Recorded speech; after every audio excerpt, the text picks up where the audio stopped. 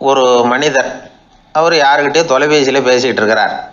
கொஞ்சம் தூரத்தில் நாம் நிற்கிறோம். எட்டத்தில் இருந்துக்கிட்டு அவரை கவனிக்கிறோம்.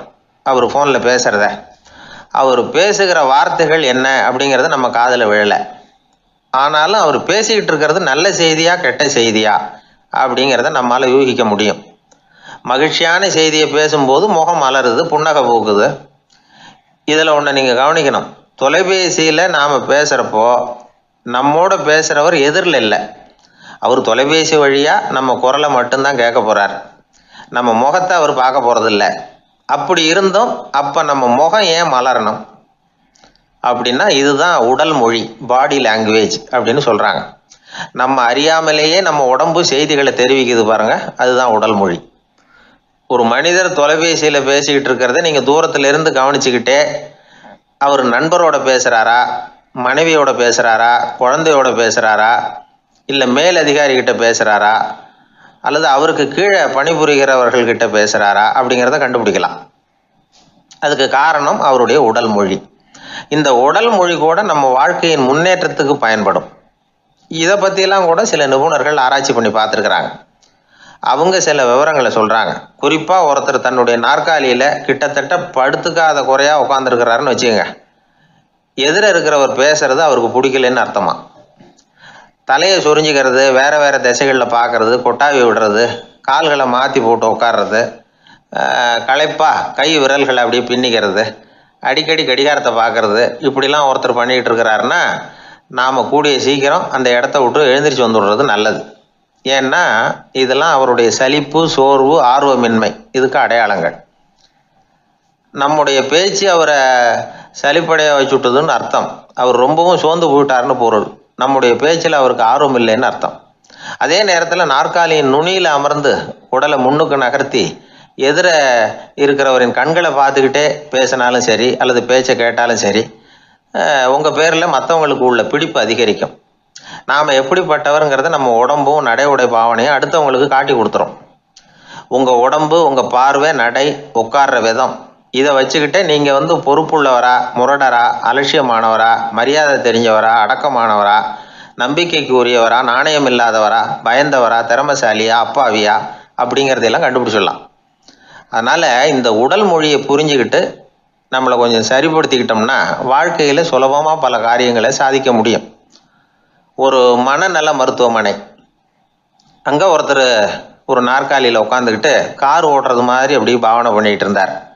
ஸ்டியரிங்கை திருப்புறது மாதிரி, பின்னாடி வர்ற வண்டியை நிற்க சொல்கிறது மாதிரி, அப்புறம் இவர் ஒதுங்கிக்கிட்டு அவருக்கு வழி விடுறது மாதிரி, இப்படிலாம் சேட்டைகள் பண்ணிக்கிட்டு இருந்தார் மனநல மருத்துவமனையில். இதை பார்த்துக்கிட்டு இருந்த ஒருத்தர் பக்கத்தில் இருந்த இன்னொருத்தர்கிட்ட கேட்டார், இவர் ஏன் இப்படி பண்ணுறாரு, இவருக்கு ஏன் அப்படி வந்தது நிலைமை அப்படின்னு சொல்லி அவர் விசாரித்தார். அப்போ அவர் விவரம் சொன்னார். வேறு ஒன்றும் இல்லைங்க, இவருக்கு கார் ஓட்டணும்னு ஆசை ரொம்ப காலமாக, அது நிறைவேறாமல் போயிட்டுது. அதுக்கப்புறம் அவர் மனநோயாளியாக மாறிட்டார். இங்கே அழைச்சிட்டு வந்தாங்க. இங்கே அழைச்சிட்டு வந்ததுலேருந்து அப்படி தான் பண்ணிகிட்டு இருக்கிறார். அவர் கார் ஓட்டுறது மாதிரிலாம் பாவனை பண்ணிகிட்டு இருப்பார், திருப்புறது மாதிரி பண்ணுவார், பின்னாடி வர்றவங்களுக்கு இடம் விடுவார், இப்படிலாம் செய்கிறார் அப்படின்னு விவரம் சொன்னாங்க. நீங்கள் சொல்லப்படாதா, இப்போ நீங்கள் கார் ஓட்டல வெறும் நாற்காலியில் தான் உட்காந்துருக்குறீங்க அப்படின்னு நீங்கள் சொல்லப்படாதா அவருக்கு அப்படின்னு கேட்டாங்க. அது முடியாதுங்க, ஏன்னா அந்த காரை கழுவுறதுக்காக அவர் தினமும் எனக்கு 10 ரூபா கொடுத்துக்கிட்டு இருக்கிறார் அப்படின்னாராம் அங்கே வேலை செஞ்சுக்கிட்டு இருந்த ஒருத்தர். அதனால் வாழ்க்கையில் நாம் இந்த உடல் மொழியை புரிஞ்சுக்கணும். உடல் மொழிங்கிறது இப்போ ஆரம்பத்தில் சொன்னது மாதிரி அந்த தொலைபேசியில் பேசுகிறவங்கள தூரத்திலேருந்து பார்த்தாவே அவர் யாருக்கிட்ட பேசுகிறார், என்ன பேசுகிறாருன்னு தெரியும். நம்ம முகத்தை நல்லா வச்சுக்கணும். உடல் மொழியை நம்ம புரிஞ்சுக்கிட்டு பயன்படுத்த ஆரம்பித்தோம்னா எந்த முயற்சி பண்ணினாலும் அதில் வெற்றி நிச்சயம். ஊரில் ஒரு சிற்பி இருந்தார். சிற்பின்னா அவர் ரொம்ப திறமையுள்ளவர். அதாவது எங்கேயாவது ஒரு கல் கிடந்தால் போதும், அதை அப்படியே எடுத்துகிட்டு வருவார். கொஞ்ச நாள் கழித்து அவர் இடத்துக்கு போய் பார்த்தா அழகாக ஒரு சிற்பம் உட்காந்துருக்கும். இந்த கல்லாக கிடந்தது சிற்பமாக மாறி இருக்கும். அந்த அளவுக்கு பண்ணிவிடுவார் அப்பேற்பட்ட சிற்பி. எப்படிங்க அவ்வளவு மோசமான ஒரு கல்லில் இருந்து இவ்வளவு அழகாக ஒரு சிற்பத்தை உங்களால் வடிக்க முடிஞ்சுது அப்படின்னு கேட்டால், அது ஒன்றும் பெரிய விஷயம் இல்லைங்க. இந்த சிற்பம் ஏற்கனவே அந்த கல்லுக்குள்ளே இருந்தது. இதை சுற்றி இருக்கிற வேண்டாத பகுதிகளெல்லாம் உளியால் கொத்தி எடுத்துவிட்டேன், அவ்வளவுதான் என் வேலை. உடனே உள்ளே இருந்த இது வெளியில் வந்துட்டுது அப்படிம்பார். அந்த அளவுக்கு திறமைசாலி. ஒரு சின்ன பாறை இல்லைன்னா கருங்கல்ல பார்த்துட்டாருன்னா போகிறோம், விடமாட்டார். அந்த கல்லோட அமைப்பை கவனித்து பார்த்துட்டு இதுக்குள்ளே ஒரு வீரன் ஒளிஞ்சிருக்காம்பார். அவர் கண்ணுக்கு அதுக்கு தெரியும். இந்த கல்லுக்குள்ளே ஒரு துறவி உட்காந்துருக்காரும்பார். நமக்கெல்லாம் வெறும் கல்லாக தான் தெரியும். இந்த கல்லுக்குள்ளே ஒரு நடன மங்கை நடனம் ஆடிக்கிட்டு இருக்கா அப்படிம்பார். உடனே அந்த கல்லை கொண்டுகிட்டு வருவார். அவர் சொன்னது மாதிரியே உள்ளே இருக்கிற அவங்களையெல்லாம் வெளியில் கொண்டுகிட்டு வந்துடுவார். அதாவது வேண்டாத பகுதிகளெல்லாம் கொத்தி எடுத்துருவார். அவர் மொழியில் சொல்லப்போனால் இந்த சிற்பிக்கு ரொம்ப நாளாக மனசுக்குள்ளே ஒரு ஆசை. அதாவது உண்மை, தூய்மை, இதுக்கு உதாரணமாக இருக்கக்கூடிய புத்தர் சிலையை வடிக்கணும் அப்படிங்கிறது அவரோட ஆசை. ஆனால் அந்த ஆசை நிறைவேறாமலே இருந்துக்கிட்டு வந்தது. அதுக்கு என்ன காரணம்னா, அதுக்கு தகுந்த மாதிரி ஒரு கல் கிடைக்கல. கல் கிடைச்சா அதை செஞ்சுருவார். ரொம்ப காலமாக அங்கே இங்கே தேடி அலைஞ்சார். இந்த புத்தர் சிலை வடிக்கிறதுக்கு பொருத்தமாக ஒரு கல் கிடைக்குமா அப்படின்னு சொல்லி கண்ணில் படுற கல்லையெல்லாம் உத்து உத்து பார்ப்பார். உள்ளே புத்தர் இருக்காரான்னு கவனிப்பார். இருக்கிற மாதிரி எதுவும் தெரியல அவர் கண்ணுக்கு. சரி, இதுக்கு என்ன செய்யலாம்னு யோசனை பண்ணார். நேராக ஒரு புத்த மடாலயத்துக்கு போனார். அங்கே இருக்கிற ஒரு புத்த துறவியை சந்தித்தார். அவர்கிட்ட விசாரித்தார், சுவாமி, புத்தரின் தூய்மை ஒளிஞ்சிருக்கிற அந்த கல் எங்கே கிடைக்கும் அப்படின்னார். அந்த கல் இருக்கிற இடம் எதுன்னு இன்னமும் உங்களுக்கு தெரியலையா அப்படின்னு கேட்டார் துறவி. இல்லைங்க, அதுக்காக தான் அலைஞ்சிக்கிட்டு இருக்கிறேன் அப்படின்னார் இவர். சரி, கவலைப்படாதீங்க, என் கூட வாங்க காட்டுறேன் அப்படின்னு அழைச்சிட்டு போனார். எங்கே போனார்னா, அந்த மடாலயத்தின் பின்பக்கம் போனாங்க. 2 பேரும் போனாங்க.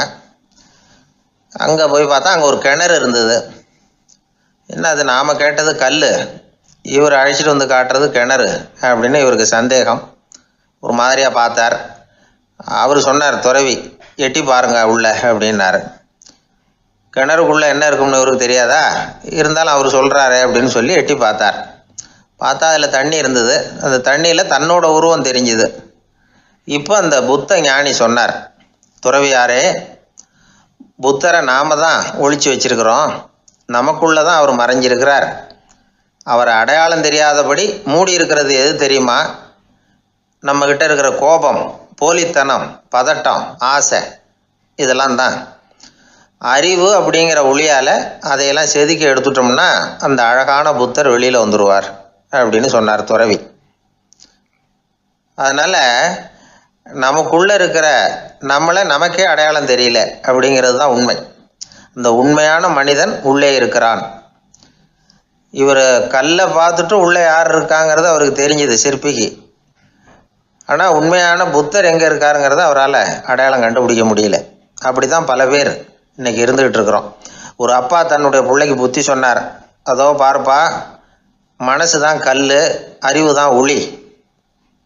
உன்னுடைய மனசுங்கிற கல்லை அறிவுங்கிற ஒளியால் செதுக்கி அழகான மனிதனாக நீ வெளியில் வரணும்னார்.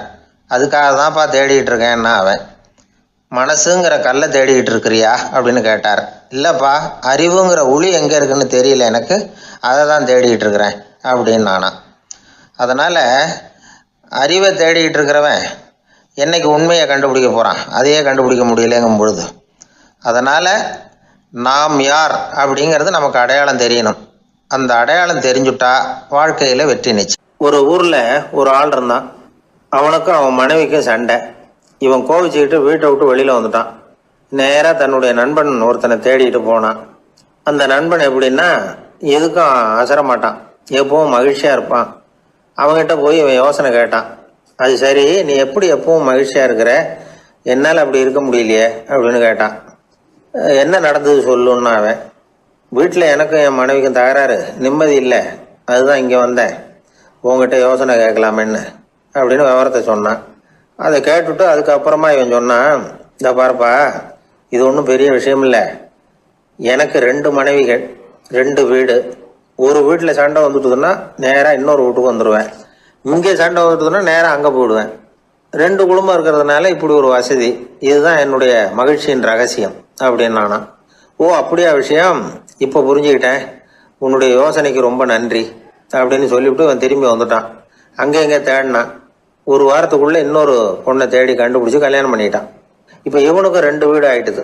அதுக்கப்புறம் என்னாச்சு தெரியுமா, இவன் 2வதாக கல்யாணம் பண்ணிக்கிட்டு வந்தானே, இந்த செய்தி முதல் மனைவிக்கு தெரிஞ்சு போச்சு. போனான், அது கழுத்தை பிடிச்சி வெளில தள்ளி விட்டு கதவை சாத்தி விட்டுது. இனிமேல் இந்த பக்கம் வராத, எனக்கு தெரியாமல் எப்படி நீ இன்னொரு கல்யாணம் பண்ண அப்படின்னு சொல்லி அடித்து விரட்டி விட்டுது. இவன் அதனால் என்ன பரவாயில்லன்னு 2வது மனைவி வீட்டுக்கு போனான்.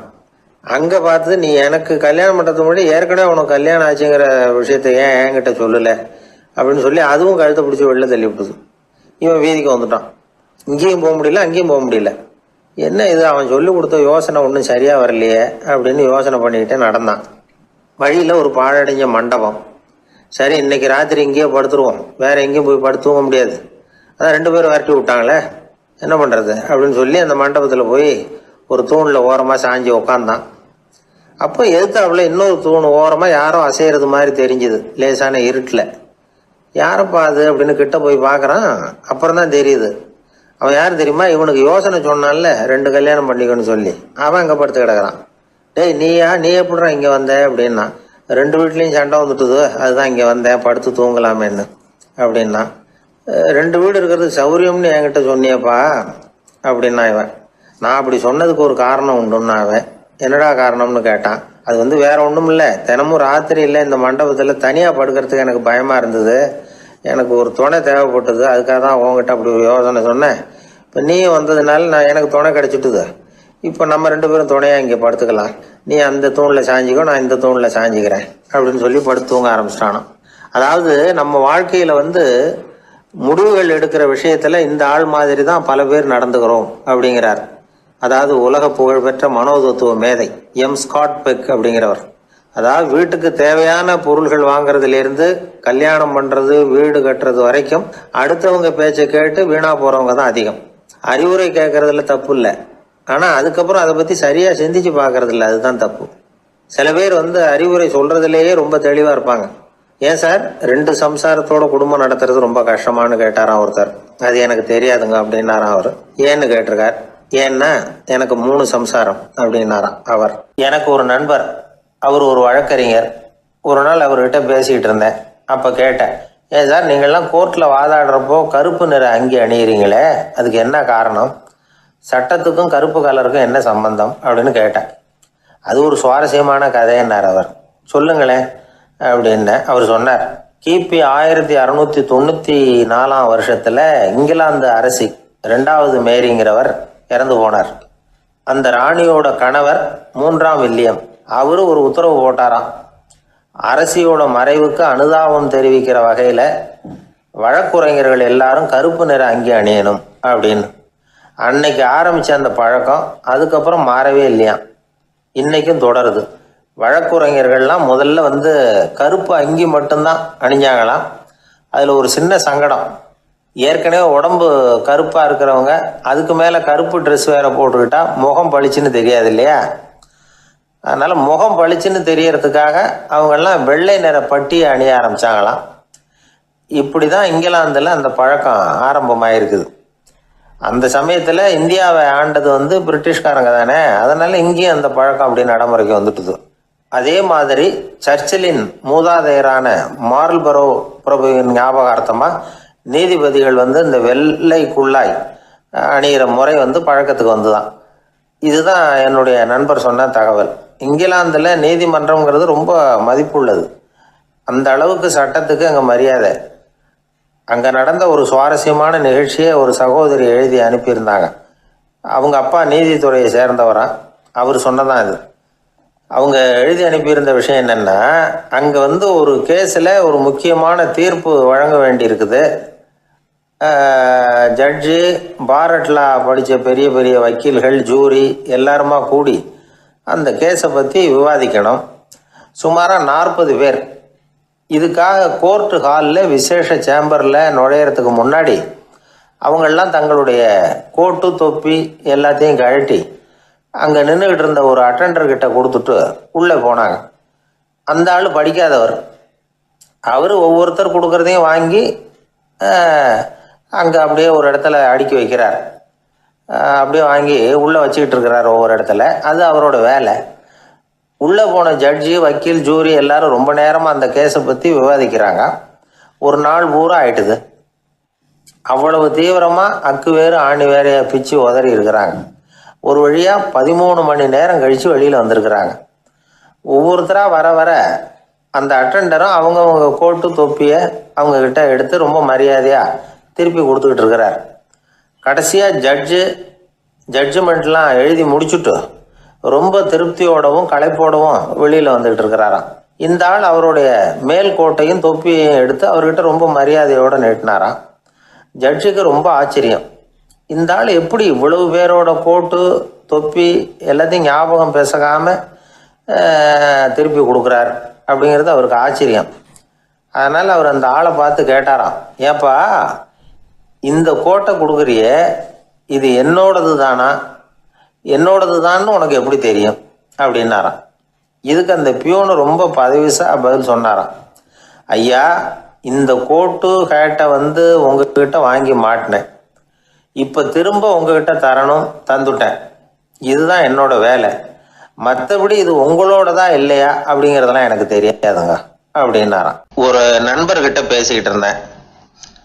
அவருடைய உறவினர் ஒருத்தர் ஒரு நேர்முக தேர்வுக்கு போயிருந்தாராம், இன்டர்வியூக்கு.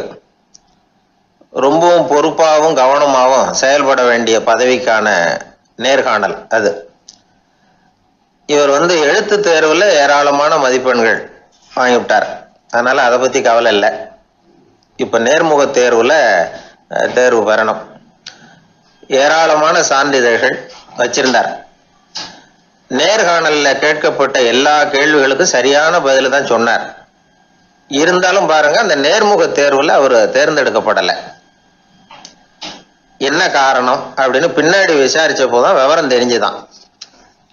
அது என்ன ஆயிருக்குதுன்னா, அந்த நேர்காணலின் போது இவர் நடந்துகிட்ட முறையில் சில தவறுகள் நடந்து போச்சான். முக்கியமா 2 தவறுகள். ஒன்று, அவங்க ஒரு கேள்வியை கேட்டு முடிக்கிறதுக்குள்ளேயே இவர் பதில் சொல்ல ஆரம்பிச்சுட்டாராம். ரெண்டாவது என்னன்னா, இவர் நாற்காலியில தாராளமா இயல்பா சாஞ்சி உட்காராம நாற்காலி முனையில உட்கார்ந்துருந்தாராம். இந்த 2 விதமான செயல்பாடுகளும் இவர் அவசரப்படுறவர், பதற்றப்படுறவர் அப்படிங்கிறதுக்கான அடையாளங்கள். அதாவது கேள்வியை கேட்டு முடிக்கிறதுக்குள்ளேயே முந்திக்கிட்டு பதில் சொல்றது. ரெண்டாவது, நாற்காலியில இயல்பா தாராளமா உட்காராம நாற்காலி முனையில உட்கார்றது. பார்க்க போற வேலைக்கு அவசரம், பதற்றம் இது 2 இருக்கக்கூடாதான். அதனால மார்க் இருந்தும் சர்டிபிகேட் இருந்தும் அந்த வேலை வாய்ப்பு அவருக்கு கிடைக்கல. வேலை கொடுக்கறவங்க நம்ம கிட்ட இருந்து என்னதான் எதிர்பார்க்கறாங்க, இதை தெரிஞ்சு வச்சுக்கிறது நல்லது. முதல்ல மற்றவர்களுடன் தொடர்பு கொள்ளும் திறமை, அதாவது எபிலிட்டி டு கம்யூனிகேட். நீங்க நினைக்கிறத அழகா தொகுத்து வகைப்படுத்தி சொல்ல தெரியுதான்னு பார்ப்பாங்க. உங்க திட்டங்களை அடுத்தவங்க ஏற்றுக்கொள்ளக்கூடிய விதத்துல வெளிப்படுத்துறதுக்கு உங்களால முடியுதான்னு பார்ப்பாங்க. இதுக்கு என்ன செய்யறது? குழப்பம் இல்லாம சிந்திக்கணும், குழப்பம் இல்லாம பேசணும். ரெண்டாவது விஷயம் என்னன்னா புத்திசாலித்தனம், அதாவது இன்டெலிஜென்ஸ். ஏத்துக்க போற வேலையை நல்ல விதமா செய்ய முடியுமா உங்களால, அதை எந்தெந்த வழியில செய்யலாம் அப்படிங்கிறத உங்களால தீர்மானிக்க முடியுமா, அந்த வேலைக்கான புது புது யோசனைகளை உங்களால சொல்ல முடியுமா அப்படின்னு பார்ப்பாங்க. இது இன்டெலிஜென்ஸ். மூணாவது தன்னம்பிக்கை, அதாவது செல்ஃப் கான்ஃபிடன்ஸ். உங்களுக்கு அது உண்டா அப்படிங்கிறத கவனிப்பாங்க. எந்த சூழ்நிலையையும் சமாளிக்கணும், எப்படிப்பட்ட மனிதர்களையும் சமாளிக்கிற தைரியம் வேணும், அடுத்தவங்களை நமக்கு சாதகமா திருப்பக்கூடிய தன்னம்பிக்கை வேணும். நாலாவது பொறுப்புகளை முன்வந்து ஏற்றுக்கொள்ளுதல், வில்லிங்னஸ் டு அக்செப்ட் ரெஸ்பான்சிபிலிட்டி. பொறுப்புகள்ல இருந்து நழுவி போக ஆசைப்படாம செஞ்சு முடிக்கணும். அஞ்சாவது முன் வருதல், இனிஷியேட்டிவ். வேலையோட முக்கியத்துவம் உணர்ந்து அதை ஏத்துக்கிட்டு தகுந்த நடவடிக்கைகளை தயங்காம எடுக்கிறதுக்கு முன் வரணும். ஆறாவது என்னன்னு கேட்டீங்கன்னா தலைமைத்துவம், லீடர்ஷிப். 4 பேருக்கு தலைமை தாங்கி நல்ல விதத்துல நடந்துக்க தெரியுதா. ஏழாவது கற்பனை திறன், இமேஜினேஷன். சில பிரச்சனைகள் வரக்கூடும் அப்படின்னு முன்கூட்டியே யூகிச்சு அதுக்கு தகுந்த மாதிரி நடவடிக்கை எடுக்கிற திறமை உண்டா அப்படிங்கிறத பார்ப்பாங்க.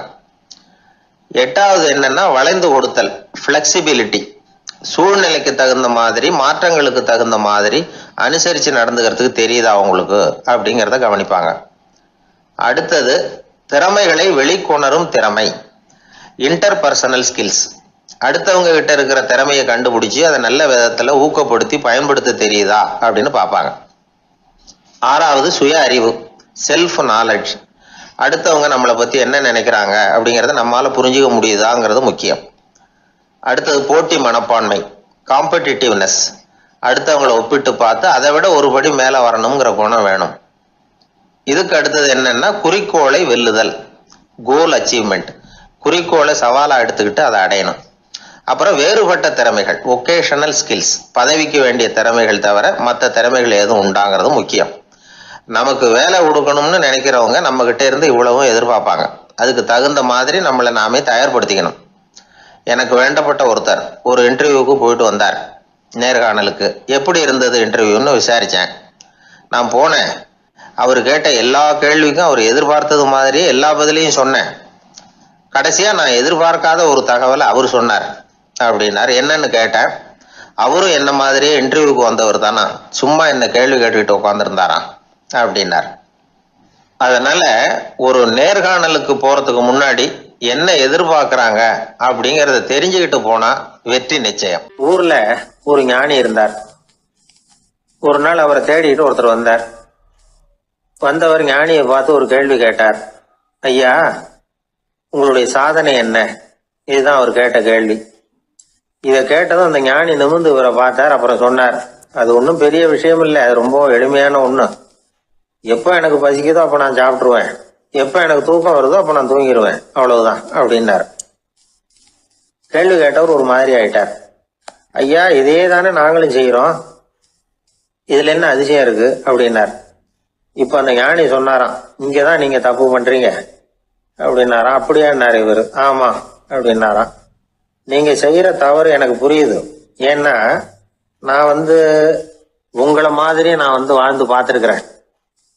அதனால என்னுடைய அனுபவத்துல உங்களுக்கும் எனக்கும் உள்ள வித்தியாசத்தை உணர முடியுதுன்னாராம்.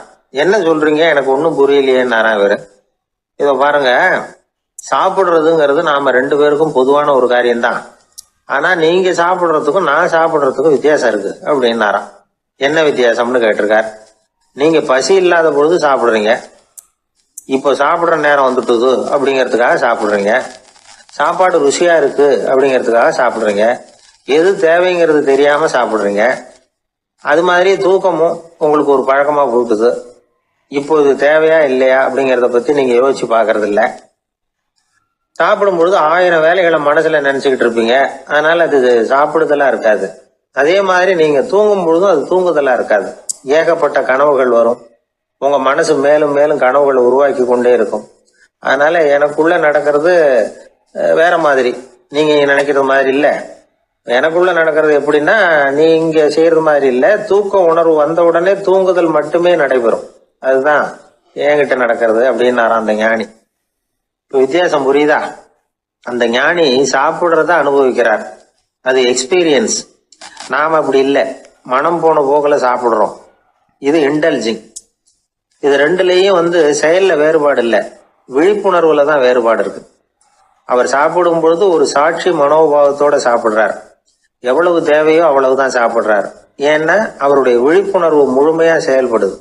அதனால அவர் சாப்பிடும் பொழுது நம்மை விட மகிழ்ச்சியா இருக்கிறார். நாம அப்படி இல்லை, வயிற்றை நிரப்புறதுக்காக சாப்பிடுறோம். இன்னும் சொல்ல போனா சாப்பிடும் பொழுது நாம அங்கேயும் இருக்கிறது இல்லை, எங்கேயோ போயிடுறோம். உடம்பு மட்டும்தான் அங்க இருக்கும். ஆனா ஞானி அப்படி இல்லை. அவர் சாப்பிடும் பொழுது சாப்பிடுதல் மட்டுமே இருக்கும். எந்த ஒரு செயலையும் விழிப்புணர்வோட செய்யலாம், மனம் போன போக்கிலையும் செய்யலாம். விழிப்புடன் செய்யறப்போ செய்யும் செயல் நம்ம அனுபவமாகிறது, அவ்வளவுதான். இதெல்லாம் பெரிய தத்துவம் மாதிரி தெரியும். இருந்தாலும் நாம புரிஞ்சுக்க வேண்டியது என்னன்னா, எந்த காரியத்தை செஞ்சாலும் அதுல முழு ஈடுபாடு வேணுங்கிறது முக்கியம். அந்த அளவுக்கு முதல்ல நம்மளை மாத்திக்கிட்டா போதும். ஆனா நம்ம ஆளுங்க அந்த அளவுக்கு இருக்கிறது இல்ல, எல்லாமே அரைக்குறை தான். கேட்டா ஞாபகம் வருது. ஒருத்தன் என்ன பண்ணானா, விமான டிக்கெட் வாங்கிக்கிட்டு ரயில்வே ஸ்டேஷனுக்கு வந்துட்டான். அப்புறம் தான் புரிஞ்சுது தவறுதெல்லாம் இங்க வந்துட்டோம்ங்கிறது. உடனே அவசரமா விமான நிலையத்தை நோக்கி ஓடி இருக்கிறான். அங்க போய் கவுண்டர்ல கேட்டிருக்கான், மேடம் நான் தவறுதெல்லாம் ரயில்வே ஸ்டேஷனுக்கு போயிட்டேன், இப்ப விமானத்தையும் தவற விட்டுட்டேன் அடுத்த ஃப்ளைட்டில் எனக்கு இதை மாற்றி தர முடியுமான்னு கேட்டிருக்கான். முடியாதுன்னாங்களாம் அந்த அம்மா. ஏன்னு கேட்டானா, ஏன்னா இப்போ நீங்கள் வந்திருக்கிறது பஸ் ஸ்டாண்டு அப்படின்னாங்களாம். சீடன் வெளியூர் புறப்படுறதுக்கு தயாராக இருந்தான். ரொம்ப தூரம் போக போகிறான். திரும்பி வர நாளாகும். புறப்படுறதுக்கான ஆயத்த வேலைகளில் ஈடுபட்டிருந்தான். அந்த சமயம் பார்த்து இன்னொரு சீடன் அவங்கிட்ட வந்தான். நம்ம குரு உன்னை அழைச்சிட்டு வர சொன்னார் வா அப்படின்னு கூப்பிட்டான். இவன் உடனே புறப்பட்டு போனான். குருநாதரை பார்த்தான். அவர் காலில் விழுந்து வணங்கினான். வணங்கிவிட்டு எழுந்திரிச்சான். அவ்வளவுதான். குரு ஏதாவது உபதேசம் பண்ணுவாருன்னு எதிர்பார்த்தான். ஆனால் நடந்தது என்ன தெரியுமா? குரு அவனுக்கு ஓங்கி ஒரு அடி கொடுத்தார். எதிர்பாராம இந்த அடியை வாங்கினதும் அந்த சீடன் அதிர்ந்து போயிட்டான். பக்கத்தில் இருந்த மற்ற சீடர்களும் திகைச்சு போய் நின்றுட்டாங்க. அடி வாங்கின சீடனுக்கு மனசுக்குள்ள குழப்பம். நாம என்ன தப்பு பண்ணணும்? புறப்படுற நேரத்துல இப்படி குரு கிட்ட அடி வாங்குற மாதிரி ஆயிட்டுதே அப்படின்னு நினைச்சு மனசுக்குள்ள ரொம்ப வேதனைப்பட்டான். கொஞ்சம் துணிச்சலை வரவழைச்சுக்கிட்டு குருநாதர்கிட்டயே கேட்டுட்டான். சுவாமி, நான் என்ன தப்பு பண்ணினேன்? என்னை இப்படி அடிச்சுட்டீங்களே. ஒரு வார்த்தை கூட உங்களை எதிர்த்து நான் பேசினது இல்லையே. இவ்வளவு காலமா உங்க விருப்பத்துக்கு விரோதமா ஒரு காரியம் கூட நான் செஞ்சது இல்லையே. வந்ததும் வராததுமா ஒண்ணுமே சொல்லாம என்ன அடிச்சுட்டீங்களே. குருவே, நான் செஞ்ச குற்றம் தான் என்ன அப்படின்னு கண்ணீரோட பரிதாபமா கேட்டானா அந்த சீடன். ஆனா அந்த குரு முகத்துல கொஞ்சம் கூட கோபம் இல்லை. அவர் சிரிச்சுக்கிட்டே நின்றுகிட்டு இருந்தாராம். அதுக்கப்புறம் சொன்னாராம், என்னுடைய அருமை சீடனே, நீ ஒரு தவறும் பண்ணல. நான் உன்னை அடிச்சது நீ ஏதோ தப்பு பண்ணிவிட்டேங்கிறதுக்காக இல்லை. நீண்ட பயணம் போக போறேன். ஞாபகமா ஏதாவது கொடுத்து அனுப்ப வேணாமா? நீ ஞானம் பெற்ற பிறகுதான் திரும்பி வர போறேங்கிறது எனக்கு தெரியும். அதுக்கு பிறகு உன்னை வந்து அடிக்க முடியுமா? அதனால இப்ப கிடைச்சிருக்கிற இந்த வாய்ப்பை பயன்படுத்திக்கிட்டேன். அப்போதைக்கு இப்பவே அடிச்சுட்டேன், அவ்வளவுதான், வேற ஒண்ணும் இல்லை அப்படின்னாராம். குரு சிரிச்சுக்கிட்டே இப்படி சொல்றார். இருந்தாலும் இதுவும் ஒரு உபதேசம் தான். அதிர்ச்சிகளால விழிப்படைய வைக்கிறதும் ஒரு வழிதான். இது ஜென் வழி. பெரும்பாலும் அதிர்ச்சியின் மூலமாகவே ஞான தரிசனத்தை அருள்கிறவர்கள் தான் ஜென் குருமார்கள். நம்ம தியானம் தான் ஜென். இந்தியாவிலிருந்து இது சீனாவுக்கு போய் கொஞ்சம் பேர் மாறி வளம் பெற்று ஜப்பான்ல ஜென் ஆகி வளர்ந்துருக்குது, அவ்வளவுதான். ஜென்கிறது தியானம். எதை நினைச்சும் தியானிக்கிறது இல்லை, எல்லாத்துலயும் தியானம் இருக்கிறதா சொல்லுது ஜென். பேசுறது, இருக்கிறது, நடக்கிறது, சாப்பிடுறது, சிரிக்கிறது, தூங்குறது, தொழில் செய்கிறது அல்லது சும்மா இருக்கிறது எல்லாமே தியானம் தான். ஜென்கிறது ஒரு சுய தரிசனம். தன்னைத்தானே அடையாளம் கண்டுகொள்ளுகிறது தான் அது. இல்லாத எதையும் தேடி கண்டுபிடிக்கிறது இல்லை. சென் மார்க்கத்தை பத்தி ஓஷோ என்ன சொல்றாரு தெரியுமா? காணாமல் போன தன்னுடைய மூக்கு கண்ணாடி தன்னுடைய மூக்கின் மேல் இருப்பதை கண்டுகொள்வது போன்றது சென் அப்படிங்கிறார். நம்மால் இன்னொருத்தர் முகத்தை ரொம்ப நேரமா உத்து பார்த்துக்கிட்டு இருந்தார். என்ன பாக்குறீங்கன்னாரு அவரு. நீங்க போட்டிருக்கீங்களே மூக்கு கண்ணாடி, அதை தான் பாக்குறேன்னாரு இவரு. நீங்க அப்படி பாக்குறதுக்கு விசேஷ காரணம் ஏதாவது உண்டான்னு கேட்டார் இவர். உண்டுன்னார். என்னன்னு கேட்டார். நேத்திக்கு காணாம போன என்னோட மூக்கு கண்ணாடி அது அப்படின்னாராம் இவர். ஒருத்தன் தன்னுடைய நண்பனை வழியில பார்த்தான். என்னப்பா லெட்டர் போட்டுனே கிடைச்சதா அப்படின்னா. ஓ கிடைச்சதேன்னா அவன். இவன் உடனே ஏன்டா போய் சொல்ற, நான் உனக்கு லெட்டரே போடல, சும்மா தான் கேட்டேன், உடனே கிடைச்சிட்டுதுங்கிறிய அப்படின்னா. லெட்டர் போட்டேன்னு நீ போய் சொல்றப்போ அது கிடைச்சதுன்னு நான் போய் சொல்லக்கூடாதா அப்படின்னானா அவன். இப்படிப்பட்டவங்க சில பேர் இருந்தா கூட இன்னைக்கு கடிதம் மூலமா தொடர்பு கொள்ளாதவங்க இருக்கவே முடியாது. அந்த அளவுக்கு அது அவசியமான ஒன்னாயிட்டுது. இந்த அஞ்சல் அட்டைகள் எப்படி ஆரம்பமாச்சு தெரியுமா? ஆஸ்திரியா நாட்டுல ஒரு பேராசிரியர் இருந்தார். அவர் பேர் இம்மானுவேல் ஹெர்மன். அவர் ஒரு நாள் ஒரு பத்திரிகையில கட்டுரை எழுதினாராம். இது நடந்தது 1869. அவர் எழுதின கட்டுரையில மக்கள் அதிகம் செலவு இல்லாம ஒருத்தருக்கு ஒருத்தர் தகவல் பரிமாறிக்கிறது எப்படி அப்படிங்கிறத பத்தி எழுதியிருந்தார். அதுக்கு சில யோசனைகளை அவரே எழுதியிருந்தாராம். எப்படின்னா, அந்த கட்டுரையை எல்லாரும் படிச்சு பார்த்துருக்குறாங்க. அவர் சொன்ன யோசனைகள் என்னன்னு. அது அரசாங்கத்தின் கவனத்துக்கு அது போச்சான். ஆகா, இது அவர் சொல்ற யோசனை நல்லா இருக்கும் போல் இருக்கு அப்படின்னு அவங்களே நினைச்சிருக்கிறாங்க. அவ்வளவுதான். உடனே அந்த யோசனையை நடைமுறைக்கு கொண்டுட்டு வந்தாங்களாம். பேராசிரியர் இம்மானுவேல் ஹெர்மனின் யோசனைப்படி அச்சடிச்ச அரசு முத்திரையோட அரசாங்கம் அஞ்சல் அட்டைகளை வெளியிட ஆரம்பிச்சுதான். 1869 அக்டோபர் 7ஆம் தேதி இது நடந்திருக்கு. உலகின் முதல் அஞ்சல் அட்டை வெளிவந்த நாள் அது. அப்பதான் அதுக்கு பேர் என்ன தெரியுமா? அதாவது கரஸ்பாண்டிங் கார்டு அப்படின்னு பேராது. அதுக்கப்புறம் என்ன ஆச்சுன்னா உடனடியாக அமெரிக்காவிலேயே இது மாதிரியான கார்டுகளை வெளியிட ஆரம்பிச்சிட்டாங்க. அங்கே இதுக்கு என்ன பேர் தெரியுமா? Postal card. அதுக்கப்புறம் 1870 இங்கிலாந்துலேயும் இதை வெளியிட்டாங்களாம். அதை வெளியிட்ட முதல் நாள் அன்னைக்கு என்ன நடந்தது தெரியுமா? மக்கள்லாம் ஏதோ நியாய விலை கடையில் நிற்கிறது மாதிரி பெரிய பெரிய கியூ வரிசையில் நின்று இதை வாங்கினாங்களாம். நம்ம நாட்டில் முதல் அஞ்சலகம் 1927 கல்கத்தாவில் ஆரம்பமாயிருக்கு. இன்னைக்கும் அஞ்சலகம் இல்லாத இடமே இல்லை. அந்த அளவுக்கு அஞ்சல் போக்குவரத்து அதிகமாக இருக்குது. அன்னைக்கு உள்நாட்டில் ஒருத்தருக்கு ஒருத்தர் தகவல் பரிமாற்றம் செய்து கொள்ள மலிவான ஒரு அஞ்சல் அட்டையை அரசாங்கம் வெளியிடலாம் அப்படின்னு பேராசிரியர் எழுதின கட்டுரை இன்னைக்கு எந்த அளவுக்கு ஆகியிருக்கு பார்த்தீங்களா? ஒருத்தன் ஒரு தபால் பெட்டிக்கு பக்கத்தில் தலையை வச்சுக்கிட்டு அவன் பாட்டுக்கு நின்றுட்டு இருந்திருக்கான். அங்கே இருந்து இன்னொருத்தன் கேட்டிருக்கான், என்ன ஆச்சுன்னு. கொஞ்ச நேரத்துக்கு முன்னாடி இந்த தபால் பெட்டியில் ஒரு கார்டு எழுதி போட்டேன், விவரமெல்லாம் நல்லா தான் எழுதியிருக்கிறேன், ஆனால் அட்ரஸ் எழுத மறந்துட்டேன் அப்படின்னு நானா. உடனே அவன், அதுக்காக கவலைப்படாத, நான் போட்ட கார்டில் அட்ரஸ் எல்லாம் பின்கோடு உள்பட கரெக்டாக எழுதியிருக்கேன், ஆனால் விவரம் எழுத மறந்துட்டேன் நானா. கவலைப்படாத, கொஞ்ச நேரத்தில் தபால்காரர் வருவார், பெட்டியை திறந்ததும் நம்ம லெட்டரை கேட்டு வாங்கிக்கலாம்னா ஒருத்தன்.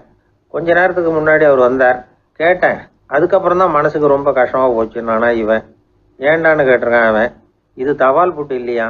ஒரு தடவை கலைவாணர் NS கிருஷ்ணன் பேராசிரியர் கல்கியை சந்திச்சு பேசிக்கிட்டு இருந்தாராம். கலைவாணர் கல்கியை பார்த்து, எனக்கு கதை எழுத ஆசையா இருக்கு, எப்படி எழுதுறதுன்னு கேட்டாராம். கதை எழுதுறதுக்கு 4 மை வேணும்னாராம் கல்கி. அப்படியா, அப்படின்னா என்னென்ன கலர் மை அப்படின்னு கேட்டிருக்காரு கலைவாணர் சிரிச்சுக்கிட்டே. நான் சொன்னது கலர் மை இல்லை, அது வேற மை. அதாவது கதை எழுதுறதுக்கு தேவைப்படுகிற 4 மை எதுன்னா, 1 திறமை, 2 பேணாமை, 3வது தனிமை, 4வது பொறுமை அப்படின்னாராம். உடனே கலைவாணர், உங்க யோசனை அருமை அப்படின்னாராம். அதுதான் கலைவாணர். பொதுவாக எழுத்தாளர்கள் எழுதுகிற மாதிரி நடந்துக்கிறது இல்லை, ஆனால் கலைவாணர் என்ன சொல்லுவாரோ அதே மாதிரி நடந்துக்குவார். எல்லாருக்கும் எல்லாம் கிடைக்கணுங்கிற கருத்தை சினிமா படங்களில் வலியுறுத்துவார். அதே மாதிரி நடைமுறை வாழ்க்கையிலேயே எல்லாருக்கும் எல்லாமும் கொடுப்பார். பணம், பதவி, புகழ் இப்படி எதுவுமே இல்லாத ஒரு சாதாரண மனுஷனாக இருந்தால் கூட இவர் மனுஷனுக்கு கொடுக்குற மரியாதையில் கொஞ்சமும் குறைச்சல் இருக்காது. இந்த குணம் சாதாரணமாக எல்லாருக்கும் இருக்கிறது இல்லை.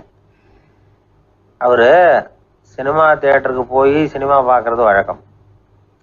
அவர் வந்திருக்கிறாருங்கிறது தெரிஞ்சா போதும், வெளியில பிச்சைக்காரங்க வந்து கூடிடுவாங்க. இது அவருக்கு தெரியும். வெளியில நம்மளை நம்பி ஒரு கூட்டம் காத்துக்கிட்டு இருக்குமேன்னு நினைப்பார். உடனே ஒரு 100 ரூபா நோட்டை கொடுத்து சில்லறையா மாத்திட்டு வர சொல்லுவார். படம் முடிஞ்சு வெளியில வர்றப்போ சில்லறையோட வருவார், எல்லாருக்கிட்டையும் கொடுத்துருவார். ஏன்னா எல்லாரும் தேடிட்டு வருவாங்க அவரை. என்ன எல்லாரும் சௌக்கியமா இருக்கிறீங்களா அப்படின்னு பிரியமா விசாரிப்பார். ஏதோ ரொம்ப நெருங்கின சொந்தக்காரங்களை விசாரிக்கிறது மாதிரி விசாரிப்பார். தன்கிட்ட இருக்கிற சில்லறையை எல்லாருக்கும் சமமாக பிரித்து கொடுத்துட்டு தான் அங்கேருந்து புறப்படுவார். ஒரு நாள் அது மாதிரி புறப்படுற சமயத்தில் ஒரு சின்ன பையனுக்கு சில்லறை எதுவும் கிடைக்கல கொடுக்கறதுக்கு. இது கலைவாணருக்கு தெரியாது. காரில் ஏறி புறப்பட்டு போயிட்டார். அந்த பையன் காரை பிடிச்சிக்கிட்டு பின்னாடியே ஓடி சேர்ந்துருக்கிறான். ஐயா, நீங்களே இல்லைன்னு சொன்னால் நான் என்ன பண்ணுறது, இன்னைக்கு பட்னி தான், அம்மாவுக்கு வேற உடம்பு சரியில்லை அப்படின்னு கத்திக்கிட்டே ஓடியாந்தானா. கலைவாணர் கவனிச்சுட்டார். உடனே காரை நிறுத்த சொன்னார், இறங்கினார். அந்த சின்ன பையனை கட்டி பிடிச்சிக்கிட்டு, என்னை மன்னிச்சுக்கப்பா, நான் கவனிக்காமல் வந்துட்டேன் அப்படின்னு சொல்லி அழ ஆரம்பிச்சுட்டாராம். இன்னொரு தடவை இதே மாதிரி ஒரு தியேட்டர்லேருந்து வெளியில் வந்திருக்கிறார். ஒரு ஆள் அவர்கிட்ட வந்து நின்றுருக்கார். அவர் கொடுக்கறதுக்கு இவர்கிட்ட பணம் இல்லை. பணம் இல்லையப்பா அப்படின்னாராம்.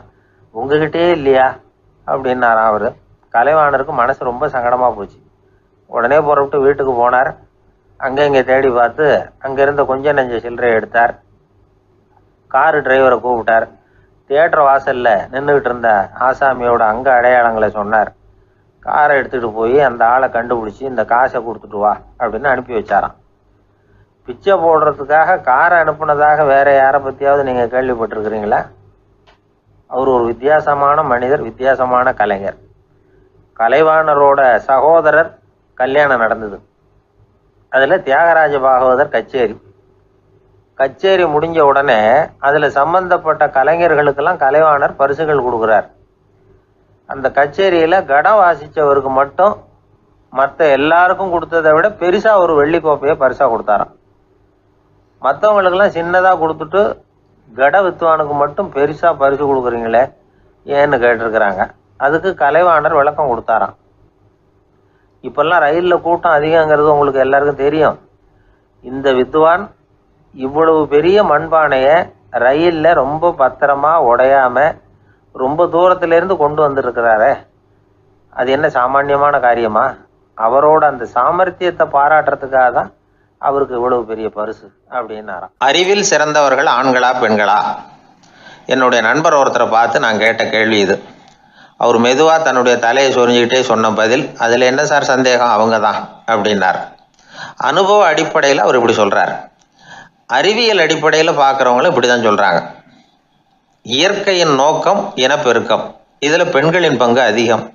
அதனால இயற்கையே பெண்களுக்கு பல சலுகைகளை கொடுத்துருக்குது, சக்தியை கொடுத்துருக்குது. இப்போ வெளிநாடுகளில் இதை பற்றியெல்லாம் நிறைய ஆராய்ச்சி பண்ணி பார்த்துருக்குறாங்க, புள்ளி விவரங்கள்லாம் வெளியிட்டிருக்கிறாங்க. ஆண் குழந்தைகளை விட பெண் குழந்தைகள் முன்னாடியே பேச ஆரம்பிச்சுடுறாங்களாம். அது மட்டும் இல்லை, அதிக எண்ணிக்கையில் வார்த்தைகளை கற்றுக்கிறாங்களாம். அப்புறம் பலவிதமான வாக்கிய அமைப்புகளை அமைச்சு பேசுறதுலேயும் பெண் குழந்தைகள் முன்னாடியே ஆரம்பிச்சுடுறாங்களாம். இதெல்லாம் சீக்கிரமாக செய்கிறது பெண் குழந்தைகள் தான். சம வயது உள்ள ஆண் குழந்தைகள் பெண் குழந்தைகள் இவங்களை வச்சு சோதனைகள் பண்ணி பார்த்துருக்குறாங்க. அதாவது ஒரே வயசுள்ள ஆண் குழந்தை பெண் குழந்தை இதெல்லாம் வச்சு அவங்கக்கிட்ட ஒரே கேள்வியை பல விதமாக கேட்கறது, ஒரே செய்தியை வேற வேற கோணங்கள்லேருந்து விளக்குறது, தவறு இல்லாமல் பேசுறது, வேகமாக படிக்கிறது, எழுதுறது, புரிஞ்சுக்கிறது, இப்படி இதை பற்றிலாம் எத்தனையோ சோதனைகள்லாம் செஞ்சு பார்த்துருக்குறாங்க. அப்படி பார்த்ததுல என்ன தெரிஞ்சதுன்னா, அதில் எல்லாம் ஆண் குழந்தைகளை விட பெண் குழந்தைகள் 1.5 மடங்கு அதிக திறமை உள்ளவங்களா இருக்கிறாங்களாம். இன்னொரு மொழியை கற்றுக்கிறது, பேசுறது, எழுதுறது, இது கூட பெண்களுக்கு சுலபமாக வருதான். 2 மொழிகளை மாற்றி மாற்றி பேசுறது, மொழிபெயர்க்கிறது, இப்படிலாம் கூட சோதனை பண்ணி பார்த்துருக்குறாங்க. இதுலேயும் பெண்களுக்கு தான் அதிக திறன். சரி, இதை விடுங்க. புள்ளி வச்சு கோலம் போடுறது, அதில் இருந்து இந்த கை கடிகாரங்களில், கம்ப்யூட்டர்களில் நுண்ணிய பாகங்களை பொருத்துறது, இது வரைக்கும் பெண்கள் தான் திறமையாக செயல்படுறாங்க அப்படிங்கிறது அந்த சோதனை முடிவு.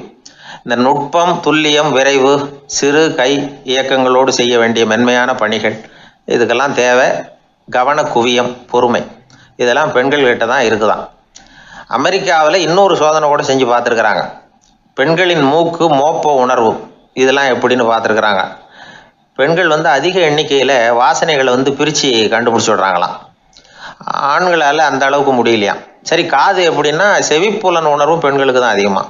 ஒரு கும்பல், அதில் பலவிதமான சத்தம், அதுக்கு இடையில இந்த குரலோட தொனி, ஏற்ற இறக்கம், இதை வச்சே பேசுகிற ஆளை கண்டுபிடிச்சிடுறாங்களாம். ஒரு கூட்டத்தில் தன்னுடைய வீட்டுக்காரர் எங்கே இருக்கார், பிள்ளைகள் எங்கே இருக்காங்க அப்படிங்கிறதெல்லாம் பெண்கள் சீக்கிரமாக கண்டுபிடிச்சி விடுறாங்களாம். இன்னொரு விஷயம், ஒரு பொருளை பார்த்த உடனே அது என்னென்னு அடையாளம் கண்டுக்கிறது, அதை மனசில் பதிய வச்சுக்கிறது, அப்புறமா இன்னொரு சந்தர்ப்பத்தில் அது எங்கே இருந்தது அப்படின்னு சரியாக ஞாபகப்படுத்திக்கிறது, இது மாதிரி சோதனைகள்லாம் கூட பெண்கள் தான் முன்னணியில் இருக்கிறாங்க. ஒரு சராசரி சூழ்நிலையில் ஆண்களை விட அதிகமான எண்ணிக்கையில் புன்னகை புரியறது, சிரிக்கிறது பெண்கள் தானா. அதிகமாக தோழமை உணர்வோடு பேசுறது அவங்க தானா. 2 பெண்கள் பேசிகிட்டு இருக்கிறதையும் பாருங்கள், அதே மாதிரி 2 ஆண்கள் பேசிகிட்டு இருக்கிறதையும் பாருங்கள். ஆண்கள் ஒரு அடி தள்ளியே நின்று பேசிகிட்டு இருப்பாங்க. மருத்துவர்களை எடுத்துக்கொள்ளுங்கள், அதாவது சிரிச்ச முகத்தோட நோயாளிகள்கிட்ட பரிவோடு பேசுறதுல பெண் டாக்டர்கள் தான் அதிகம். இதுவரை சொல்லப்பட்டது எல்லாமே அறிவியல் பூர்வமான செய்திகள். அதனால இளம் பெண்கள் வாழ்க்கையில சோர்வடைய தேவையில்லை. இயற்கையே நமக்கு சாதகமா இருக்கு, எல்லாம் முடியும் நம்மால அப்படிங்கிறத அவங்க புரிஞ்சுக்கணும். ஒரு பையன் தன்னுடைய அப்பா அம்மா திருமண ஆல்பத்தை புரட்டிக்கிட்டே இருந்தான். அப்புறம் அம்மாகிட்ட கேட்டான், அம்மா இது யாரு சின்ன வயசுல எடுத்ததா, இது என்னன்னு தெரியலையே, இந்த படத்துல அழகா மீசை வச்சுக்கிட்டு சிரிச்சுக்கிட்டு நிக்கிறது யார் அப்படின்னு கேட்டான். அதுதான்டா அவங்க அப்பான்னாங்க அந்த அம்மா. அப்படின்னா இப்போ நம்ம வீட்டில் நரைச்ச தலையோட அழுது வடிஞ்சிட்டு இருக்காரு ஒருத்தர், அவர் யாருன்னு கேட்டானா. இது பையனுடைய புத்திசாலித்தனம். பெண் பிள்ளைகள் அப்படி கேட்கறது இல்லை. அதனால இந்த கதையெல்லாம் எதுக்காக அப்படின்னா, இளம் பெண்கள் வாழ்க்கையில் சோர்வு அடைஞ்சு போயிடக்கூடாது. அதனால பெண்கள் எல்லாம் முடியும் நம்மாலும் அப்படிங்கிறத நினைச்சு செயல்பட்டாங்கன்னா வாழ்க்கையில் வெற்றி நிச்சயம். ஒருத்தங்க கூட நாம சண்டை போடுறோம், அதில் நாமளே ஜெயிச்சு விடுறதா வச்சுக்குவோம். நம்ம மனசுக்கு சந்தோஷமாக தான் இருக்கும். இருந்தாலும் உள் மனசில் ஒரு பயமும் உண்டாகலாம். தோத்து போனவன் சும்மா இருப்பானா? அவன் மறுபடியும் எப்போ சந்தர்ப்பம் வரும்னு எதிர்பார்த்துக்கிட்டு தானே இருப்பான். அதனால வெற்றியின் ஒரு பக்கம் சந்தோஷமா இருந்தாலும் இன்னொரு பக்கம் பயமா தான் இருக்கும். ஒரு மன்னன் இருந்தான், நிறைய பேரோட அவன் சண்டை போட்டான், ஜெயிச்சான், பல நாடுகளை வென்றான். அதனாலேயே அவன் மனசுக்குள்ள ஒரு பயம் உண்டாயிட்டுது. பகை மன்னர்கள் எல்லாம் படையெடுத்துக்கிட்டு வந்துட்டா என்ன பண்றது அப்படிங்கிற பயம். எல்லாரும் இப்ப இருக்கிற இந்த மாளிகையை கைப்பற்றிக்கிட்டா என்ன பண்றது அப்படின்னு யோசனை பண்ணா நடுங்க ஆரம்பிச்சிட்டான். ஏன் ஒரு மாதிரியா இருக்கிறீங்க அப்படின்னு கேட்டார் அமைச்சர். இவன் விவரத்தை சொன்னான். 2 பேருமா சேர்ந்து ஒரு திட்டம் போட்டாங்க. அதன் பிரகாரம் ஒரு பெரிய மாளிகை ஒண்ணு புதுசா கட்டினாங்க. அதுக்கு ஜன்னல்லாம் எதுவும் கிடையாது. உள்ள போறதுக்கு வெளியில வர்றதுக்கு ஒரே ஒரு கதவு மட்டும்தான் உண்டு. அதை தவிர அந்த மாளிகைக்கு வேற எந்த வழியும் கிடையாது. ஒரு சின்ன துவாரம் தெரிஞ்சா கூட அதையும் சுத்தமா அடைச்சுட்டாங்க. ஒரே ஒரு கதவு வச்சானே, அந்த வழியை பாதுகாக்கிறதுக்கும் ஏராளமான வீரர்களை காவலுக்கு நிறுத்தி வச்சிருக்கிறாங்க. இவ்வளவும் பண்ணி முடிச்சதுக்கு அப்புறம் தான் அந்த மன்னனுக்கு மனசு திருப்தியா இருந்துதான். ஒரு நாள் அந்த ராஜாவும் அமைச்சரும் அந்த ஒரு கதவு வழியா வெளியில வந்திருக்கிறாங்க மெதுவா. என்ன அமைச்சரே, எப்படி நம்ம ஏற்பாடு அப்படின்னு அட்டகாசமா சிரிச்சுக்கிட்டே கேட்டானா ராஜா. அபாரம்னார் அமைச்சர். அவர் வேற என்ன சொல்லுவார்? இவங்க 2 பேரும் இப்படி பேசிக்கிட்டதை அங்க வீதி ஓரமா உட்கார்ந்து இருந்த ஒரு பெரியவர் கேட்டுட்டு அவரு சிரிச்சாராம். அவரு சிரிக்கிறத பார்த்தும் மன்னனுக்கு கோவம் வந்துட்டுது. அதை பார்த்ததும் ஏன்பா சிரிக்கிறேன்னு கேட்டிருக்கார். அதுக்கு அந்த பெரியவர் சொன்னாராம், ரொம்பவும் புத்திசாலித்தனமா தான் இந்த மாளிகையை கட்டி இருக்கிறீங்க, ரொம்ப பாதுகாப்பா தான் இருக்குது, இருந்தாலும் ஒரு குறை தெரியுதுன்னார். என்னன்னு கேட்டார் அவரு. வேற வழியே வைக்காம மாளிகை கட்டின நீங்க என்னத்துக்காக ஒரே ஒரு வழி மட்டும் வச்சிருக்கிறீங்க? அந்த வழியா எதிரிகள் நுழைஞ்சுட்டா என்ன பண்ணுவீங்க அப்படின்னார். என்ன பண்றதுன்னார் அவரு. அதையும் ஒரு கருங்கல் சுவர் எழுப்பி சுத்தமா அடைச்சு விடுங்க, அதுதான் நல்லது. அதுக்கப்புறம் எதிரிகள் பயம் கொஞ்சம் கூட இல்லாம நீங்க உள்ள உட்காந்துக்கலாம், அதுதான் ரொம்ப பத்திரம் அப்படின்னார். மன்னன் யோசனை பண்ணி பார்த்தான். பளிச்சுன்னு ஒரு யோசனை தோணுச்சு. அது சரி, நீங்க சொல்றது மாதிரி அந்த ஒரு வழியையும் அடைச்சுட்டா இந்த மாளிகைங்கிறது ஒரு கல்லறை மாதிரி ஆயிடுமே அப்படின்னாராம். இப்ப மட்டும் இது எப்படி இருக்குதுன்னு நினைக்கிறீங்க? கல்லறை மாதிரி தானே இருக்குது அப்படின்னார் பெரியவர். எதிரி உங்களை சாகடிக்கலைன்னாலும் நீங்களா ஒரு நாள் சாகத்தானே போறீங்க அப்படின்னார். அதுக்கப்புறம் கொஞ்சம் விளக்கமும் கொடுத்தார். உங்க மாளிகையில எவ்வளவு ஜன்னல்களும் கதவுகளும் இருக்குதோ அந்த அளவுக்கு வெளி உலகத்தோட உங்களுக்கு தொடர்பு இருக்கு. அந்த அளவுக்கு உங்க வாழ்க்கையில ஒரு இயக்கம் இருக்குது. கதவுகளை மூட மூட வாழ்க்கையும் அடப்பட்டு போடும். நான் கூட ஒரு காலத்துல மாளிகையில தான் இருந்தேன். அதோட சுவர்கள் இருந்ததுல அதை எவ்வளவுதான் தள்ளி தள்ளி போட்டாலும் என்னுடைய வாழ்க்கைக்கு அதெல்லாம் ஒரு எல்லை கோடுகள் மாதிரி தெரிஞ்சுது. அதை உணர்ந்தேன். வாழ்வுக்கு எல்லையே இருக்கக்கூடாதுன்னு நினைச்சேன். அதனாலதான் இப்படி இங்க உட்காந்துட்டேன். இப்ப என்னுடைய வாழ்வுக்கு வானம்தான் கூரை, இந்த நிலம்தான் என்னுடைய மாளிகை. இப்பதான் வாழ்க்கையை முழுமையா என்னால உணர முடியுது, அனுபவிக்க முடியுது அப்படின்னாரு அந்த பெரியவர். அந்த அரசர் ஒரு பெரிய தத்துவத்தை புரிஞ்சுக்கிட்டாராம். தன்னோட மாளிகைக்கு நிறைய ஜன்னல்களையும் கதவுகளையும் வைக்க சொல்லி உத்தரவு போட்டாராம். இப்படி ஒரு கதை உண்டு. ஒரு சுடுகாட்டுல ஒரு கல்லறைக்கு மேல கால் போட்டுக்கிட்டு உட்காந்துக்கிட்டு இருந்தான் ஒருத்தன். அந்த வழியா போன ஒருத்தர் அவனை பார்த்து கேட்டாராம், ஏப்பா இப்படி பேய் பிசாசு நடமாடுற இந்த மயானத்துக்கு கல்லறைக்கு மேல உட்கார்ந்து இருக்கிறியே அப்படின்னு கேட்டாராம். எவ்வளவு காலம் தாங்க உள்ளேயே இருக்கிறது, ஒரே புழுக்கமா இருந்தது, அதுதான் காத்து வாங்கலாம்னு வெளியில உட்கார்ந்து இருக்கிறேன் அப்படின்னு நானா. அந்த எப்பவும் சுத்தமா இருக்கணும், அதுதான் நல்லதுன்னாரு ஒருத்தர். நான் அப்படித்தான் சார் இருக்கிறேன், தினம் 2 வேளை சோப்பு போட்டு குளிக்கிறேன் இன்னொருத்தர். உடம்பு மட்டும் சுத்தமா இருந்தா போதாது சார், மனசும் சுத்தமா இருக்கணும்னாரு அவர். மனசை சுத்தப்படுத்துறதுக்கு என்ன சோப்பு சார் போடலான்னு கேட்டாரு இவர். ஆன்மீகம்ங்கிற சோப்பு தான் அதுக்கு பொருத்தம்னாரு அவர். ஆன்மாவை மேம்படுத்துகிற ஒரு முயற்சி தான் ஆன்மீகம்ங்கிறது. அந்த முயற்சியை எப்படி பண்றது? மனசுக்குள்ள குந்தி இருக்கிற வேண்டாத விருந்தாளிகளை எல்லாம் வெளியேற்றணும். வேண்டாத விருந்தாளிகள்ல முக்கியமான ஒருத்தர் யாருன்னா அவர் பேரு பொறாமை. இவரு நம்ம மனசுக்குள்ள இருக்கிற வரைக்கும் நாம நிம்மதியா இருக்க முடியாது. ஒரு குருநாதர் இருந்தார், அவர்கிட்ட 2 சீடர்கள் இருந்தாங்க. 2 பேரும் ஆரம்பத்துல ஒருத்தருக்கு ஒருத்தர் நல்லபடியா தான் பழகிட்டு இருந்தாங்க. ஆனாலும் என்னமோ தெரியல, கொஞ்ச நாள்ல இந்த 2 பேர்ல ஒருத்தன் மனசுக்குள்ள பொறாமைங்கிற விருந்தாளி உட்கார ஆரம்பிச்சுட்டார். அந்த சீடனும் அதுக்கு இடம் கொடுத்துட்டான். குரு கிட்ட தான் நல்ல பேர் வாங்கணும் அப்படின்னும் தன்னுடைய நண்பன் கெட்ட பேர் வாங்கணும் அப்படின்னு அவனுக்கு ஒரு ஆசை வந்துட்டுது. என்ன பண்ணலாம்னு யோசனை பண்ணான். ஒரு நாள் விடியற் காலையில எழுந்திருச்சான். நேரா குரு கிட்ட போய் அவர் முன்னாடி நின்னான். குருவே, என்ன பாருங்க, நான் எவ்வளவு சீக்கிரமா எழுந்திருச்சு குளிச்சு முடிச்சுட்டு உங்களை வணங்குறதுக்காக நிக்கிறேன். ஆனா அவன் இருக்கானே இன்னமும் கண்ணு முழிக்கவே இல்லை, தூங்கிக்கிட்டே இருக்கிறான், தூங்கு மிஞ்சி அப்படின்னா. குருநாதர் நிமிந்து பார்த்தார். அப்படியா? அப்படின்னா நீயும் கூட அவன மாதிரியே தூங்கி இருந்தா நல்லா இருந்திருக்குமேன்னார் ரொம்ப பொறுமையா. என்னது, நாம எவ்வளவு தீவிரமா ஒரு விஷயத்த சொல்றோம், அதுக்கு நம்ம குருநாதர் ரொம்ப பொறுமையா இப்படி சொல்றாரு அப்படின்னு நினைச்சான். ஆச்சரியமா அவரை பார்த்தான். குருநாதர் சொன்னார், ஆமாப்பா, நீயும் தூங்கிக்கிட்டு இருந்திருந்தா அடுத்தவனை பத்தி குறை சொல்றதுக்கு இங்க வந்திருக்க வேண்டிய அவசியம் இருந்திருக்காது, அதனால அப்படி சொன்னேன் அப்படின்னாராம். சீடன் யோசிக்க ஆரம்பிச்சான். அர்த்தம் புரிஞ்சது. உடனே பொறாமைய மனசுல இருந்து தூக்கி எறிஞ்சுட்டானோ. மனசு சுத்தமாயிட்டுது. மனசுக்குள்ள இருந்து விரட்ட வேண்டிய இன்னொரு விருந்தாளி, அவர் பேர் கோபம். சினம் தன்னையே கொன்னுடும் அப்படிங்கிறார் வள்ளுவர். கோபத்துக்கு மனசுல இடம் கொடுக்காத சில பெரியவர்களும் உண்டு. ஒருத்தர் இருந்தார்.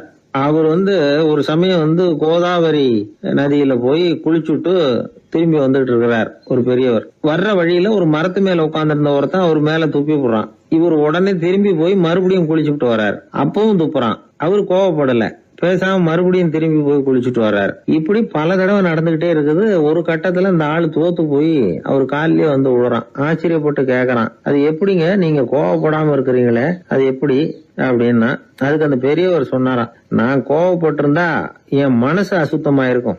உடம்பு அசுத்தமான குளிச்சு சுத்தப்படுத்திக்கலாம், மனசை அப்படி சுத்தப்படுத்த முடியாது, அது கொஞ்சம் கஷ்டம் அப்படின்னாராம். ஆக கூடி மனசு அசுத்தமாகாம பாத்துக்க வேண்டியது நம்ம கடமை. மனசை அசுத்தப்படுத்துற இன்னொரு விஷயம் சுயநலம். ஒரு சுயநலவாதி ஆத்துல விழுந்துட்டார், சுழல்ல சிக்கிக்கிட்டார். இன்னொரு சுயநலவாதி கரையில இருந்து இதை பார்த்தார். ஒரு கயத்தை தூக்கி போட்டு அதை புடிச்சுக்க சொல்லி கரையில இழுத்து காப்பாத்தினார்.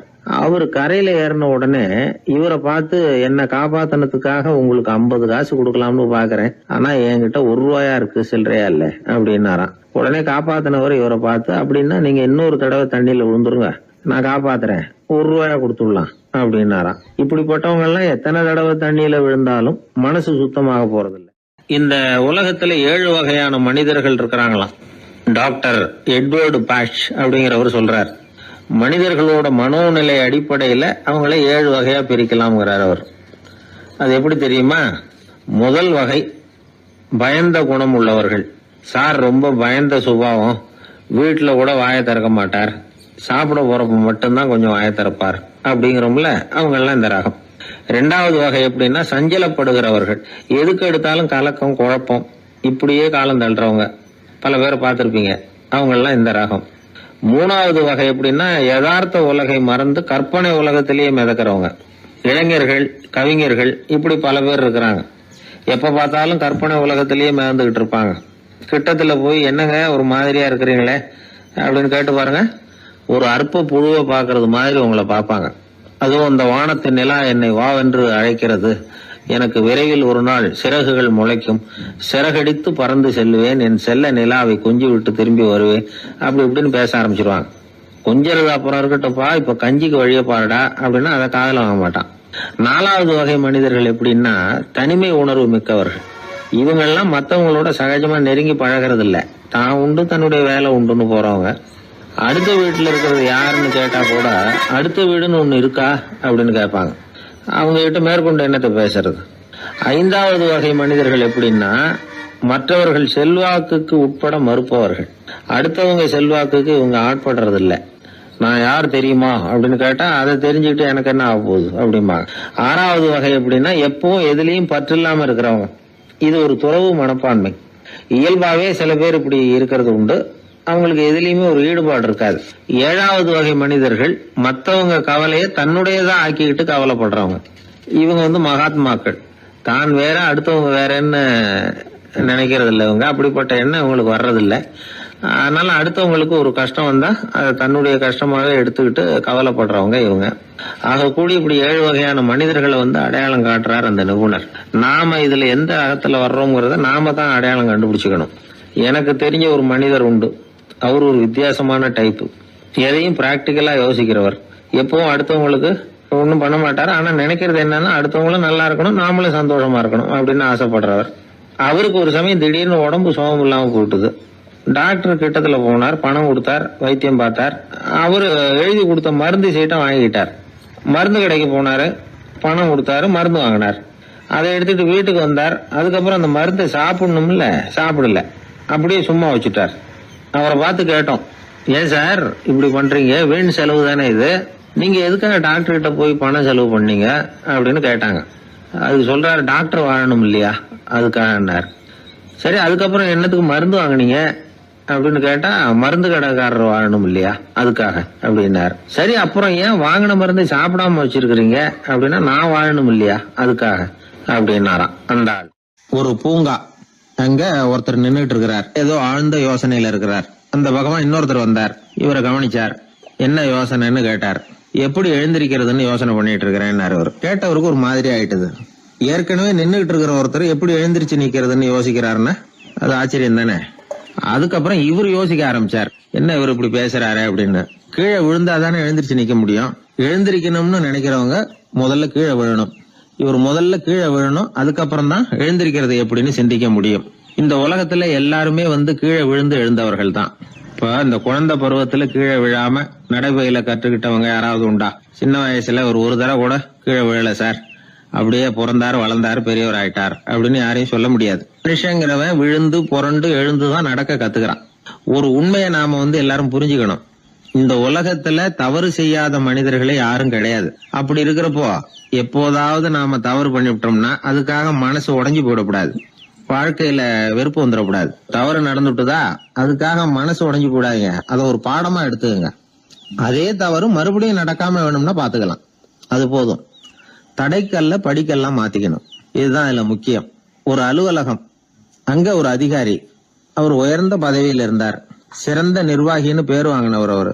அவர் தனக்கு கீழே வேலை செய்யறவங்க கிட்ட எல்லாம் சொல்லுவாராம், இந்த நிறுவனத்துல நீங்க எத்தனை தடவை வேணும்னாலும் தவறுகள் செய்யலாம், ஒரே விஷயம் என்னன்னா ஒரே தவறை மறுபடியும் செய்யக்கூடாது, அது முக்கியம் அப்படின்பாராம். இத மேம்போக்கா பார்த்தா அவர் ஏதோ தன்னுடைய ஊழியர்களை தவறு செய்ய தூண்டுறது மாதிரி தெரியும். ஆனா உண்மை அப்படி இல்ல. இன்னைக்கு என்ன நடக்குது தெரியுமா? அநேகமா எல்லா மனிதர்களுமே ஒரே தவறை தான் மறுபடியும் செய்யறாங்க. விளையாட்டு வீரர்கள் ஒரே மாதிரியான தவறுகளை திரும்ப திரும்ப செய்யறது உண்டு. கணக்கு எழுதுறவங்கள பாருங்க, ஒரே தப்ப மறுபடியும் செய்வாங்க. அலுவலகம் வருகிறவர்களை கவனிங்க, ஒரு நாள் தாமதமா வந்தா பரவாயில்ல, தினமும் தாமதமா வருவாங்க. இது மாதிரி செய்த தவறையே திரும்ப திரும்ப செய்யறதுக்கு என்ன காரணம்? ஞாபக மறதி, கவனக்குறைவு, தன்னுடைய திறமை பேர்ல அளவுக்கு மீறிய நம்பிக்கை, இப்படி இதுல ஏதாவது ஒரு காரணமா இருக்கலாம் அப்படிங்கிறாங்க இது பற்றி ஆய்வு செய்கிற வல்லுநர்கள். ஒரு தடவை செஞ்ச தவிர மறுபடியும் செய்யறது இல்லைன்னு முடிவு செஞ்சுக்கிட்டு அதை செயல்படுத்த கத்துக்கணும், அது போதும், வாழ்க்கை வெற்றிகரமா அமையும் அப்படிங்கிறாங்க அந்த அனுபவசாலிகள். அதனால வெற்றிகரமா வாழ்க்கையில நடைபோட விரும்பும் இளைஞர்கள் தவிர்க்க வேண்டியது என்னன்னா, முதல்ல சோம்பலை தவிருங்கள், சுறுசுறுப்பாக இயங்குங்கள் அப்படிங்கறது அவங்க அறிவுரை. 2வது ஞாபக மறதி, எந்த செயல்லையும் ஈடுபாடு வேணும், அக்கறை வேணும். 3வது கவனக்குறைவு, எதையும் அலட்சியப்படுத்தக்கூடாது.